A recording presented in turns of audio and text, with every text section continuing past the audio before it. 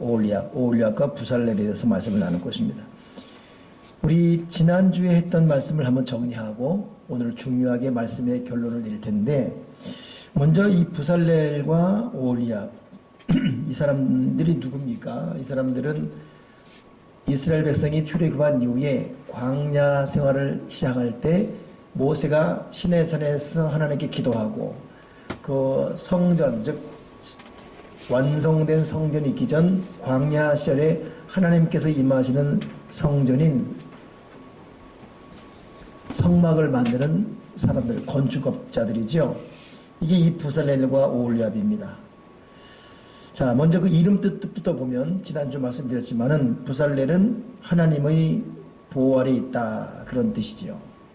그리고 이 부살렐은 훌의 손자예요. 우리의 아들 그러지만 훌, 아론과 훌이 모세의 양손을 들어줘서 아말렉을 이기게 하지 않았습니까? 예, 꽤 큽니다. 처음 들어요, 저렇게 큰 소리. 저렇게 원래 저렇게 안 하시는 분인데. 그래서 이 훌의 손자가 부살렐이에요. 그리고 이 훌은 누굽니까? 모세의 매형이라고 그랬잖아요. 그러니 이 부살렐이 약간 좀 뼈대가 있는 집안이구나, 그렇게 알면 될 것이고, 오홀리압은 누굽니까? 이 오홀리압은 아버지는 나의 장막이라는 뜻입니다. 즉 아버지는 나의 기업 뜻이죠. 이 사람의 조상은 이름이 알려진 바가 없습니다. 결국 이 부살렐과 오홀리압은 그런 가문, 그런 배경을 갖고 있는데 이 사람들을 하나님이 부르셨지요. 제가 지난 수요일 때 말씀을 때 이 부살렐과 오홀리압이 이런 사람들인데 이 사람들을 부른 것을 세 단계로 나눠 말씀드렸어요. 첫째, 불렀다 해서 소명 그랬죠. 소명은 하나님이 사람을 부르는 걸 소명그리고, 이 부른 사람에게 하나님께서 하고자 하는 일을 구체적으로 보여주면서 그 일을 하도록 넘겨주는 것, 즉 넘겨받는 것, 이것을 사명 그래요. 그리고 이 사명을 갖고 실제적으로 일하는 걸 사역 그럽니다. 그러니 부르시는 것 소명, 하나님께 부름받아서 살아가는 동안 내 사명이 이것이구나 깨닫지요. 그 깨닫는 사명을 감당하는 것을 사역 그래요. 그러니 우리는 소명받아서 사역까지 가야지 소명받아서 사명자로 끝나면 안 됩니다. 우리는 보통 사명과 소명, 사역 그냥 구분 없이 쓰고 있지만 이 성경적 의미에서는 이걸 단계적으로 설명하고 있어요. 소명받아서 사명을 깨닫고 깨달은 사명을 감당하는 사역자. 그래서 우리 교회 들어올 때 저 비문에다가 사역자로 거듭나라라는 것은 굉장히 의미가 있습니다. 그냥 사명자로만 5년, 10년이에요. 뭐 나름대로 기도 열심히 하는데 그냥 사명자로만 있어요. 뭔가 퍼질 듯 그냥. 그래서 사명자로만 있으면 안 되고 사역자로 거듭나야 되지요. 그런 의미에서 이 오홀리압과 부살렐은 출애굽하기 전에도 애굽에서 각자의 건축업을 했던, 벽돌 이기기도 했던 사람들입니다. 그러면서 그들은 아마 꿈을 꿨을 것이에요. 이 일을 할 때는 하나님 뜻이 있을 것이다. 우리 민족이 하나님의 때가 올 때 내가 하나님의 성전 혹은 하나님께서 원하시는 일을 내가 해야 되겠다라는 꿈을 꿨을 것이고 이 삶이 불탔을 것입니다. 그리고 때가 되면 하나님께서 구체적으로 그들에게 일을 맡겨서 사역자로 헌신했어요. 이게 부살렐 오홀리압입니다. 그러니 저도 여러분도 소명받아서 여기에 내 사명이 무엇인지 깨닫고 그리고 이것을 구체적으로 감당하는 사역자가 되는 것. 오늘 이 수요예배 때 제가 이 프린트물을 나오는 게 좀 늦어가지고 느닷없이 정대현 형제한테 너 빨리 와라. 7시 반부터 40분간 찬양인도 해라. 그러니까 이 정대현 선생은 찬양인도 모르고 온 거예요. 반바지 바람으로. 제가요? 그래. 네. 그러고 나면서 이러고 나가는 그 모습 보니까 옛날 제가 이제 유정성 목사님이라고 증경 총회장인데 우리 교단 총회장인데 그분도 하여튼 느닷없이 불러요. 느닷없이 하라 그러고. 제가 이번엔 주일 저녁 예배 때는 어떤 미션을 줬냐면 정대현 선생에게 설교는 아니고 신앙 간증을 처음 시켰어요. 이제 한 학기 마쳤습니다. 그래서 첫 신앙 간증이에요. 그래서 주일 저녁 예배 때 15분에서 20분 정도 신앙 간증을 합니다. 그거 끝나고 나면 이제 전미 이사님이 이제 성경학교에 대한 준비 상황을 말하는 그런 식으로 어떻게 보면 사역자 어떤 그 헌신의 첫 그 예배를 드리게 되죠. 그랬어요. 내가 신학교 1학년, 2학년 그렇게 커왔다. 나는 신학교 1학년 때부터 저는 학생부 설교를 했었어요. 신학교 1학년 때부터. 설교를 굉장히 일찍 시작했죠. 그러니 보아하니까 훈련을 작은 일찍 해놔야 되겠어요. 그러니 더 경건하게, 더 거룩하게 준비하고. 근데 오늘 이렇게 오는데 이 의원, 대현 형제 찬양하고 있고 오는데 전미사 옆에 누가 앉아있어요. 신군가. 봤더니 딸이. 어느덧 커가지고 저렇게 이제. 근데 다음 주 월, 화, 수 우리 은혜 선생님은 어린이 사역, 대현 형제는 선생님은 우리 청소년 사역, 부산 풍성학교의 그 집중 사역이에요. 그 청소년들을 어떻게 할 것인가, 청년들을 또 어린이를 어떻게 할 것인가, 아마 또 새삼스러운 또 새로운 도전을 받게 될 것입니다. 제가 기도하다가 한 달 반 전에 계획했었고 이제 부탁을 했죠. 일찍이 소명을 받아서 사명 깨닫고 그 사명을 감당하는 사역자가 되기를 주님의 이름으로 축원합니다. 그러면서 문득 그런 마음이 드네요. 결국 하나님께 부름을 받아야 사명 깨달아요. 그러면 지금 우리의 소명 뭐죠? 예배 자리입니다. 예배 자리에서 계속 소명을 받아야 돼요. 그 예배 자리를 하나님은 예배를 통해 부르십니다. 새벽에 부르시고 저녁에 부르시고 이 부르는 장소예요. 때로는 가정예배 부르시고 하나님은 예배를 통해 부르십니다. 이게 보편적 지금 콜링이에요. 그 예배 오지 않고는 여러분 하나님의 소명을 받을 수가 없습니다. 거기서 그때그때의 사명, 궁극적인 사명이 있지만 그 시간대들의 그 세대에 맞는 사명이 또 있지 않습니까? 그래서 예배의 소명에 우리가 제대로 부름받아야겠다 싶어지고 또 연휴 생각나는 것이 우리 교회는 지금 새벽기도 우리 참 다들 잘하고 있습니다. 근데 젊은 세대가 많이 불안한데 그래도 김지사님이 그 명맥을 유지하고 있어요. 감사하고. 근데 그렇지만 저녁 예배는 없지 않습니까? 저녁 예배를 아예 안 드려도 되는 분위기로 가서는 안 되지 않습니까? 이것도 경종을 줘야겠다. 한미란, 신재간, 애 키우기 때문에 남편 돈 집어넣어라. 이렇게 끝날수는 안 되겠고, 이 3남 공동체, 이 5 여성 공동체, 예배를 안 드려도 되는 분위기가 아니라, 아무도 최선을 다해서 예배 드리겠구나. 여러분, 아무튼 여러분, 교회 공예배, 또 가정에서 가정예배, 참, 저도 요즘, 저에게는 예배 중에 가장 참 다 감사하지만 가장 참 기다려지고 또 감격스러운 예배가 새벽 기도 또 가정 예배 그렇게 물론 또 여러분과 드리는 이 모든 예배 너무 감사하지만 여러분 예배를 통해 하나님의 콜링 부르십니다. 아무튼 이 부살레 오올리압 이 사람들은 소명 거기서 사명을 깨닫고 거기서 사역자로 거듭납니다. 자, 그러면 제가 지난주 뭘 배웠냐면 결국 사명자는 하나님이 세우셔야 하고 두 번째 사명자는 하나님의 뜻, 하나님의 구상을 반드시 이해해야 된다. 알고 있어야 돼요. 그리고 세 번째 그 하나님의 계획을 이해할 뿐만 아니라 이것을 행할 수 있는 능력을 갖춰야 돼요. 실력이 있어야 되죠. 주여 믿습니다. 이것만 갖고 안 돼요. 실력을 길러야죠. 실력을 설명을 받을 수가 없습니다. 실력을 길러야 돼요.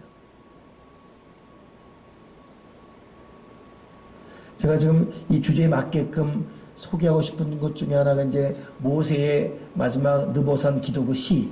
그래서 계속 얘기만 하고 있지 않습니까? 그거 하나. 그 다음에 절대 실패가 아니다라는 이번에 그 메시를 통해서 나온 너무 어느 교사의 감동적인 글이 하나 있었어요. 그거 좀 소개하고 싶은데 그 내용에 어떤 게 나오냐면 메시가 희귀병을 앓았어요. 메시가 키가 모르죠? 메시가 누군지 아십니까? 여자들은 축구 얘기를 제일 싫어하는데 메시가 아르헨티나 축구 선수, 세계적인 축구 선수. 이 사람 국가대표 은퇴하지 않았습니까? 난리가 났어요. 대통령까지만 말리고. 근데 그 어느 교사가 이 메시에게 쓴 편지예요. 이것도 다 나중에 소개하겠습니다. 근데 거기 일부분이 뭐냐면 이 사람이 희귀병을 앓았어요. 근데 희귀병을 이기기 위해서 어마어마한 연습을 합니다. 지금 메시의 발끝에서 나오는 프리킥이 굉장해요. 메시가 막 프리킥한다. 거의 골로 연결될 가능성이 많기 때문에 골키퍼가 긴장하죠. 이번에도 코파 아메리카에서 기가 막히게 골을 넣었어요. 내가 봐도 와 이건 환상이다. 이건 그려도 그렇게 안 들어가겠다 싶을 정도로. 근데 희귀병 앓는 젊은 시절 소년 시절을 지내면서 자기의 이 핸디캡을 극복하기 위해서 얼마나 많은 연습을 했는지 연습. 탁구신동 누구죠? 그 유승민인가? 있잖아요. 여러분 주로 체육을 모르는군요. 근데 그 사람이 그 세계 제패했을 때 중국 선수이고 당신 어떻게 이렇게 했냐 했더니 자기는 이거 스파이크 이거만 하루에 2만 번씩. 대단한 노력. 그래 여러분 사역자는 실력을 갖춰야 됩니다. 실력 갖춰야 됩니다. 그 또 하나 뭐였죠? 결국 실력을 갖춘 것은 내가 하는 거라면 근데 그 이후에 결국 하나님이 능력을 줘야 돼요. 하나님의 능력. 부살레가 아울렛을 그랬는데 지금 부살레가 오올리압은 하나님의 능력이 좋은 사람이에요. 그 실력 위에 능력이 좋은 사람. 여러분이 지난주 걸 잘 공부했는가 말하기 위해서 5번째 내가 말 안 하고 4번째만 정리하고 다시 5번째 물어보겠습니다. 사명자 뭐예요? 하나님이 세우셔야 하고 2번째 하나님의 뜻 구상을 이해해야 되고 3번째 그 이해하는 것을 행할 수 있는 능력을 갖춰야 되고 실력 준비해야 되고 4번째 그 실력 위에 능력이 주어져야 돼요. 아멘이십니까? 그러면서 마지막 중요한 게 뭐였죠? 예. 하나님만 주목해야 됩니다. 왜 그랬습니까? 부살렐 오홀리압이 받는 걸 누구만 봤죠? 대제사장밖에 못 봤어요. 그 지금 만들면 정말 박물관에 가도 될 만한 그 최고의 작품을 이렇게 생고생해서 만들었는데 고작 1년에 한번 대제사장 보여주려고 우리가 이렇게 생고생했나? 그러나 그에 계시지 않았어요. 이제 기억나시죠? 설교 지난주? 하나님의 영광이 임하는 것 그것만 만족했습니다. 더 많은 사람 보여주고 박수까지 받아야 되고 칭찬드려야 되고 수고했다 등 쳐주기를 바라지 않았습니다. 사명자는 마지막 하나님만 주목합니다. 그래서 목사님들마다 전하는 예화가 약간 달라지만 내용은 비슷한 거. 어느 선교사가 평생 아프리카에 선교하고 고향 땅에 귀국하는데 세상에 얼마나 많은 이 군악대들이 자기를 환영해 주는지 막 방발해주고 너무 감동한 거예요. 그렇구나. 이거 정말 평생 아프리카에서 고생하고 왔는데 참 그래 나라가 나를 기억해주고 알아주구나. 너무 막 눈물이 나는 거예요. 그래서 너무 고맙다고 인사 딱 하려는데 세상에 자기가 아니라 그 뒤에 웬 장군이 내리는 거예요. 그 장군 환영하느라고 군악대가 온 거예요. 동원하고 막 신문 기자 오고. 그러니 아예 착각했던 것보다 더 큰 충격이지. 그렇지. 그러면 그렇지. 뭐 나 같은 이 늙어빠진 선교사 누가 알아줄 거냐. 그래서 우는데 하나님의 음성이 너는 비록 세상에는 사람들이 너를 알아지 못한다 할지라도 눈을 들어봐라. 그 순간에 정말 엘리사의 영상이 드러나는 거예요. 천군 천사의 환호와 위로하심과 은혜가 비록 세상 사람은 몰라준다 할지라도 하나님 아버지. 이것 때문에 이 선교사가 감동과 위로 속에 세상 부럽지 않은 그 은혜 속에 내려왔다는. 여러분 사역자는 마지막 하나님만 주목합니다. 우리가 거기까지 갈 수 있어야 진짜 사역자가 되는 거예요. 실력도 있고 능력도 있고 하나님의 소명 그래서 사명자가 되어서 사명을 감당한 사역자가 되어서 멋진 결과물을 냈는데 그 결과에 대한 사람 반응 때문에 실족되고 이게 뭔가 섭섭해지고 소홀해진다면 그 사역자의 마지막 정말 1%지만 이 1%가 전체를 가늠할 수 있거든요. 1% 때문에 여러분 그냥 무너지는 거예요. 오홀리압 그리고 부살렐은 이 1, 2, 3, 4, 5단계를 거쳤습니다. 저와 여러분이 이 마지막 5단계까지 가는 사람입니까? 자, 첫째, 나는 콜을 받았는가? 둘째, 나는 사명, 미셔너리, 이 미션을 나는 알고 있는가? 이걸 감당하는 미니스터, 사역자로 난 살고 있는가? 이걸 위해서 열심히 준비하고 훈련하는 훈련자. 그리고 내 힘만 믿는 것이 아니라 날마다 무릎 꿇고 기도함으로 하나님의 능력을 받고 있는가? 이것 때문에 퍼펙트하게 사명을 감당하고 있습니다. 그러나 그럼에도 모든 영광 하나님께 올려드리고 사람의 박수갈채에 전전긍긍하지 않고 오직 하나님만 주목하는 정말 완성된 사역자 일을 갖고 있는가? 이것이 부살렐 오홀리압이 주는 1, 2, 3, 4, 5단계의 완성입니다. 오늘 저도 여러분도 그렇게 되길 바랍니다. 오늘은 이 오홀리압과 부살렐 이걸 지난주 전반부에 하면서 우리가 놓쳐서는 안 될 부분. 자, 먼저 출애굽기 40장 34절 읽어보세요. 출애굽기 40장 34절.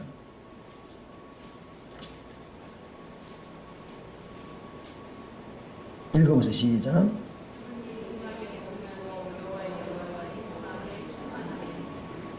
아니, 계속 좀 읽어보십시오.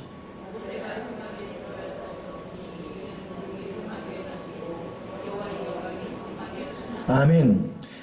자, 하나님의 영광이 충만했습니다. 하나님의 거룩한 구름이 회막에 덮이고, 이 회막, 성막 누가 만들었어요? 오홀리압, 부살렐, 오홀리압이 만든 거예요. 이 두 사람이 만든 이 성막 위에 하나님의 영광이 충만한 것입니다. 그러면 어떻게 이 하나님의 영광이 충만해서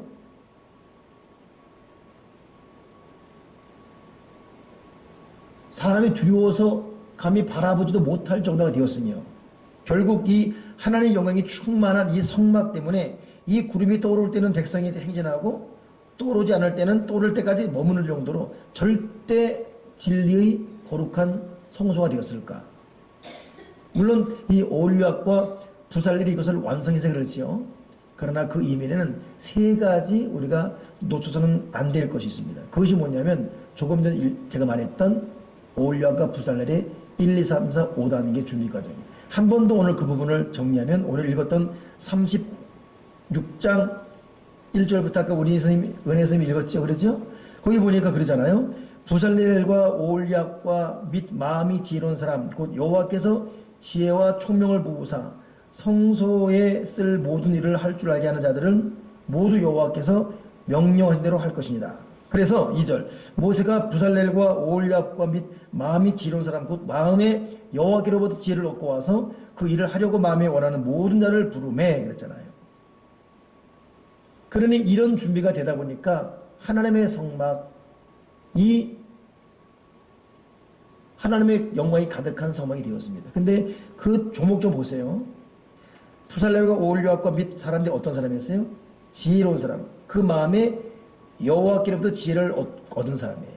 콜을 받고 사명을 깨닫고 여기까지입니다.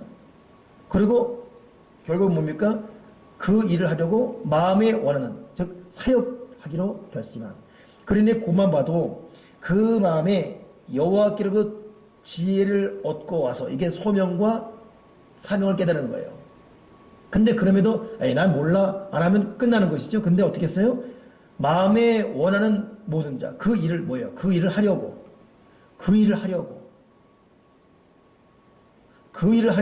마음에 원하는 모든 자를 부르심에 그랬어요. 이게 사역자가 된 것이죠. 오늘 하나님께서 저와 여러분을 부살렐 오홀리압 같이 불러주시고 사명을 깨닫고 이제는 내 스스로 그 일을 하려고 마음이 원해야 됩니다. 자원하는 마음. 아멘이십니까? 내가 그 일을 하려고 자원해야 돼요. 싫은데 어려운데 못하겠는데 이러면 안 됩니다. 이렇게 되기 때문에 오늘 하나님의 영광이 가득 차서 출애굽기 40장을 마치면서 성막 위에 하나님의 영광과 구름이 가득 차서 이 상징적 임재가 임할 때는 가고 없을 때는 백성이 움직이지 않을 정도의 절대 상징적 표시가 되지 않습니까? 이게 다 그런 이유인 거예요. 그러니 여러분 우리가 소명받고 사명자가 되고 사역자로 거듭날 때 하나님의 영광은 우리 인생과 삶 가운데 가득 찰 수 있습니다. 결국 이들이 이렇게 되니까 어떤 일이 일어나요? 읽었죠. 3절 보니까. 그들이 이스라엘 자손의 성소의 모든 것을 만들기 위하여 가져온 예물을 모세에게서 받으니라. 자, 백성들이 가져온 예물을 모세가 받아서 부살렐 오홀리아 건축자들에게 준 거예요. 그렇죠? 근데 문제, 그러나 백성이 아침마다 자원하는 예물을 연하여 가져왔으므로 성소의 모든 일하는 지혜로운 자들이 각기 하는 일을 중지하고 와서 모세의 말에 이르되 백성이 너무 많이 가져오므로 여호와께서 명령하신 일을 하기에 쓰기에 남음이 나이다. 그 모세가 명령 드립니다. 그들이 진중에 공포 이르되 남녀를 막론하고 성소에 드릴 예물을 다시 만들지 말라 하며 백성이 가져오기를 그치니 이는 있는 재료가 모든 일을 하기에 넉넉하여 남음이 있었더라. 그러니 하나님 아버지가 이렇게 예비해 주신 것입니다. 여러분, 소명자가 사역자가 되고 사명자가 사역자로 살아갈 때 그의 먹을 것, 입을 것, 쓸 것 하나님 아버지가 공급해 줄 줄 믿습니다. 우리가 사역자가 되지 아니하면 영육간에 항상 곤비합니다. 그러나 주의 길을 가는 하나님의 사람들은 결국은 어렵다 힘들다지만 돌아보고 오면 하나님의 입히시고 먹이시고 살아가기 넉넉한 만큼 채워주시는 은혜. 그러니 사역은 여러분 그래서 돈으로 하는 게 아니라 사역은 하나님의 은혜라는 것입니다. 그렇지 않습니까?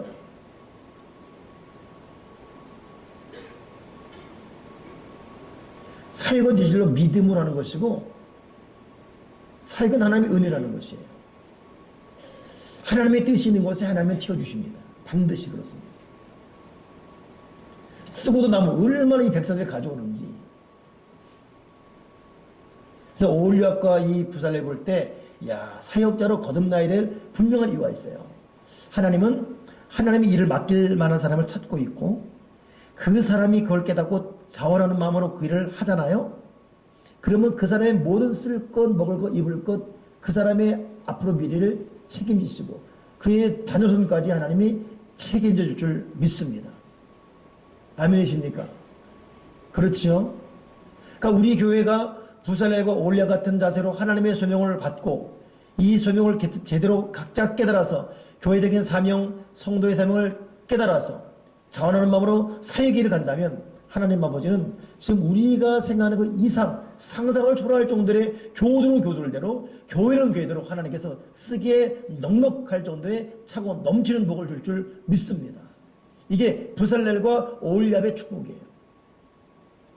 근데 한 번 더 들어가서 두 번째인데, 근데 이 일이 어떻게 가능했을까? 이게 오홀리압과 부살렐이 그렇게 사역자로 준비해서만 된 것인가? 거기에는 결코 그냥 넘길 수 없는 두 번째 정말 중요한 게 있습니다. 뭐냐면 33장 25절 펴보십시오. 33장 25절.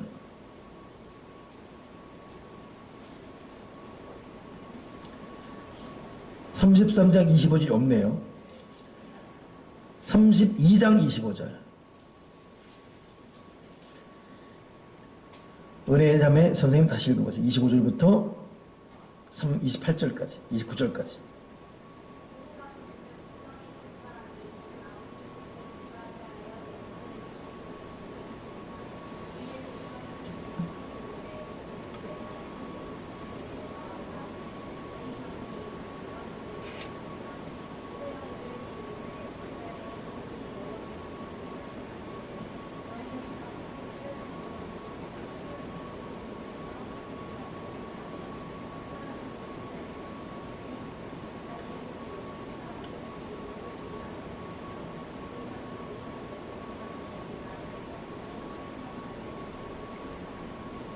아멘.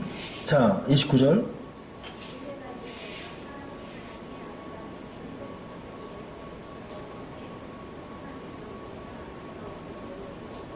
아멘.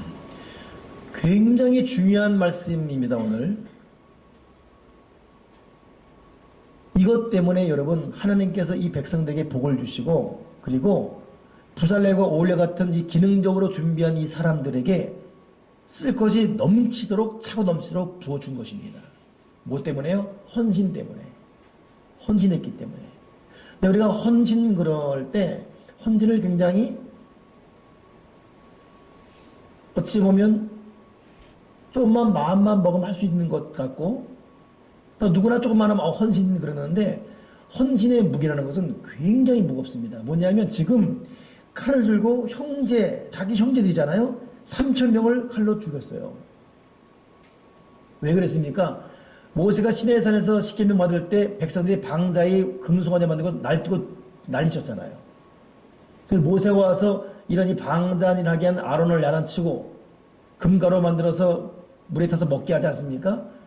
그리고 여호와 편의 사람 쓰라 했더니 레위 사람가 왔어요. 그리고 나들 몰뚱이었습니다. 이때 레위 사람이 칼을 들고 여기서부터 저쪽까지 칼을 쳐 죽였는데 3,000명 죽인 거예요. 그때서야 죽은 이후에 머뭇거리는 사람들이 무릎 꿇고 나 살려달라고 벌벌 깁니다. 그때 모세가 이제서야 헌신했다라고 말합니다. 이 헌신 이후에 33장부터 모세가 시내산에 다시 계명받고 그 이후로 부살레 올랍이 이 성막을 만드는 거예요. 그리고 구름기둥 불기둥이 일어서면서 백성에게 찬란한 출애굽의 역사가 계속 이어집니다. 그러니 왜 이런 복임이 있을까? 첫째는 부살레 올랍같이 사역자로 거듭난 단계까지 있었다면 두 번째는 헌신입니다. 직선제로 말하면 자기 형제, 더 직선제로 자기 가족을 치면서까지도 하나님께 우선권을 두는 이 헌신 앞에 하나님은 비로소 아브라함에게 네 아들 독자 죽여라 바쳐라. 근데 이삭이 내 이유 불문하고 데리고 올라가지 않습니까? 정말 죽이려고 칼을 들어 하는 순간에 아브라함 이제서야 네가 나를 사랑한 줄 알았다. 그리고 그 이삭의 복을 받습니다. 그 모리아산 거기에 솔로몬 성전이 세워지게 되고 아브라함이 그제서 비로소 믿음의 조상이 됩니다. 여러분 그게 헌신이거든요. 저는 요즘 묵상하면서 야 지금 아브라함의 이삭의 칼을 대는 거 야 우리 입으로 하라면 하겠습니까?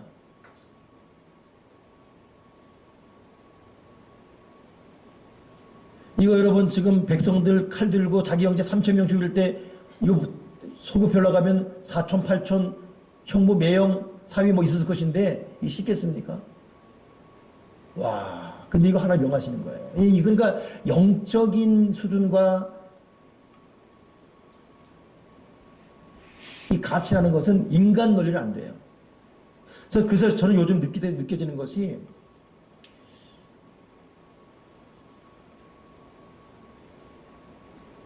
야고보 요한의 엄마 있지 않습니까? 주님 나라에 말 때 내 아들 주님의 오른편 좌편에 있게 달라고. 그게 우리 모든 부모의 마음입니다. 여러분 자녀 기도 어떻게 합니까? 홍일남 목사 아들 기도 어떻게 할 것 같아요? 하나님 이 아들이 더 헌신하게 하시고 오직 주님만 바라보게 하시고 이 기도 안 하고 그러니까 우리 아들을 축복하는 기도가 우리 교우들 축복 자녀 똑같아요. 제가 새벽에 우리 자녀를 축복하잖아요. 새벽마다 우리 자녀들 직장에서 승리하게 해서 가정에서 승리하게 하시고 건강 생명 안전 지켜주시고 하나님께 영광 올려드리고 부모에게 보람되게 하시고 교회에 자랑되게 하시고 엄밀의 능력 주시고 보면 다 잘되게 달라는 거예요. 어떻게 하든 하나님을 두려워하고 어떻게 하든 하나님께 헌신하고 어떻게 하든 교회에 더 충성하고 그렇게 하고 싶어도 안 돼요. 힘드니까. 애가 힘들어하고 보이니까. 직장 생활에서 막 힘들어서 눈이 이렇게 보이니까 잠 좀 더 자야지. 그러다 보니까 야 나도 여지없이 그래 내가 그저께 어떤 기도냐 하나님 아무리 생각해 나는 그냥 육신의 아버지고 진짜 아버지는 하나님이십니다. 진짜 아버지 정의의 아버지 진리의 아버지는 하나님이십니다. 그러니 이 육신의 아버지 이 부자가 육신의 아버지 뜻대로 되지 말게 하시고 정의롭고 완벽한 영원한 아버지신 아버지 뜻대로 아들이 되어지게 해주시고 아버지 뜻대로 이 아들의 길이 열어지게 해주시옵소서. 여러분 우리는 아직 헌신하기에는 다른 건 헌신할 수 있어요. 진짜 헌신은 내가 내 가족을 칼로 칠 수 있냐 이거예요. 진짜 헌신은 내가 내 아들을 칼로 칠 수 있냐. 진짜 헌신은 내가 칼로 내 자녀를 칠 수 있냐 이거예요.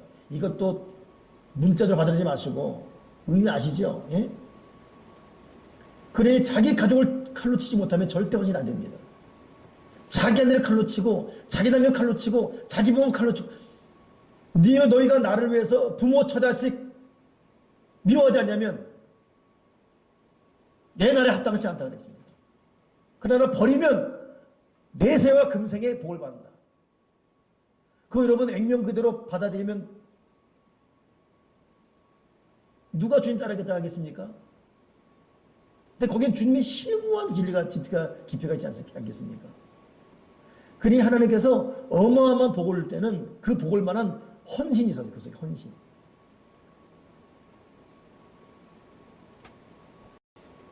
그러니까 여러분 가족, 여러분 아들, 딸들이 우상이 되지 말아야 됩니다. 전 우상 아닌데요. 전 하나님만 보는데요. 그건 여러분 말로만 한 것이고 진실로 여러분 중심과 무게중심 보십시오. 내 자식이 벌벌 떨고 있지 않는가. 어떻게 될까봐. 내 인생, 내 삶 어떻게 될까봐. 여러분 헌신은 자기를 칼로 쳐야 되고, 헌신은 자기 가족을 칼로 쳐야 되고, 헌신은 자기 자식을 칼로 쳐야 되고. 하나님께 너무 잔인한 환경 앞에 하는 말이 뭐예요? 이게 여러분 어떻게 믿음 없이 어떻게 읽을 수 있습니까? 모세가 이르되 각 사람이 자기의 아들과 자기의 형제를 쳤으니 오늘 여호와께 헌신하게 되었느니라. 이야, 이걸 어떻게 여러분 우리 믿음으로 받아들이죠? 모세가 어떻게 이렇게 지독하게 말합니까? 자기의 아들과 자기 형제를 쳤으니 오늘 여호와께 헌신하게 되었느니라. 결국 이 이후에 여러분 하나님께서 이 부살레 올리베라는 사람을 사용하시고 그들 위해 넘치게 채워주십니다. 하나님의 영광의 구름이 뜨게 하는 거예요. 여러분 우리 지금 나에게 참 소중히 여겨진 것이 무엇인지 오늘 내 입장에 생각하면 하나님이라고 말할 수 있습니다만 영적인 하나님의 시각으로 보게 되면 우리에게도 나도 모르는 우상들이 여기저기 숨어 있을 수 있습니다. 하나님 칼로 치게 도와주시고 좀 더 냉정하게 하나님 아버지 바라보게 도와주시옵소서. 그러니 부살레 올랴 거기는 헌신이었어요. 헌신.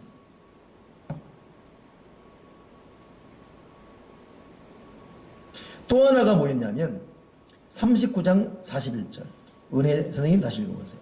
39장 41절부터 43절까지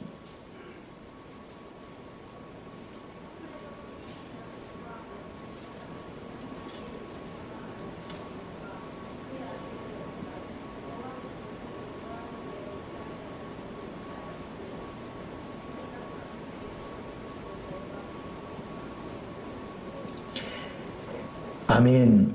여호와께서 모세에게 명령하신 대로 이스라엘 자손이 모든 것을 마쳤고 모세가 마친 것을 본즉 여호와께서 명령하신 대로 되었으므로 모세가 그들에게 축복하였더라. 근데 그 위에 무슨 말이 있습니까? 성소에서 섬기기 위한 정교한 옷. 이 보통 우리 말하는 디테일입니다. 사역자가 디테일하게 준비하고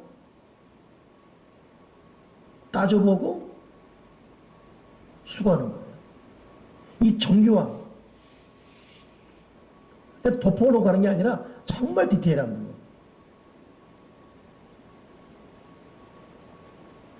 저는 개인적으로 이 올랴 부살레를 통해서 참 많은 걸 깨달아요. 솔직히 여러분 우리 디테일하지 않잖아요. 여기서는 저는 더 정교하지 않습니다. 우리는 정교함과 디테일을 따로따로 알았나요? 디테일, 정교. 참 정교하다. 보통 우리 흔히 말하는 참 디테일하다.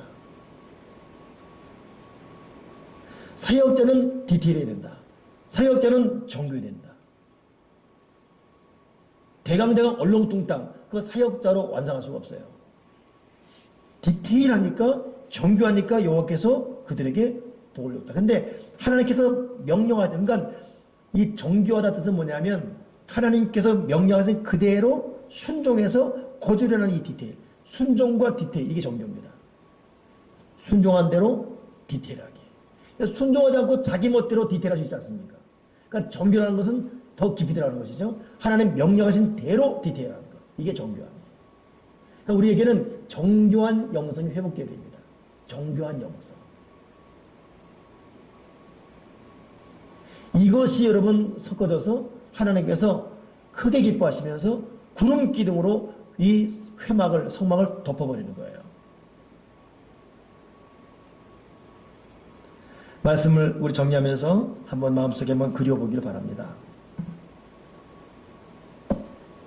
하나님이 부르심 앞에 주신 사명을 깨닫는 사명자가 되게 하시고 사명으로 끝나지 말고 사역하게 하시되 진실로 그 말씀 그대로 순종하는 디테일한 사역자가 되게 도와주시고 순간순간마다 진실로 헌신하게 하시옵소서. 헌신하게 하시옵소서. 내려놓게 도와주시옵소서. 나의 때로는 취미도 때로는 나의 어떤 육체적인 정욕도 때로는 나의 어떤 그 관계도 내려놓게 하시고 정교함, 순종적 디테일, 정교함, 순종하는 디테일, 정교함, 이 정교한 영성을 회복하는 사역자가 되게 주시옵소서. 이들이 누구냐? 부살렐 오홀리압이에요. 오늘 저와 여러분에게 이 부살렐 오홀리압의 은혜가 충만하기를 주님의 이름으로 축원합니다. 할렐루야. 옆사람에게 오늘 참 굉장히 무거운 도전적인 말을 들었는데 우리 부살렐 오홀리 같은 정교한 사역자가 됩시다. 그렇게 대간대로 말하세요. 부살렐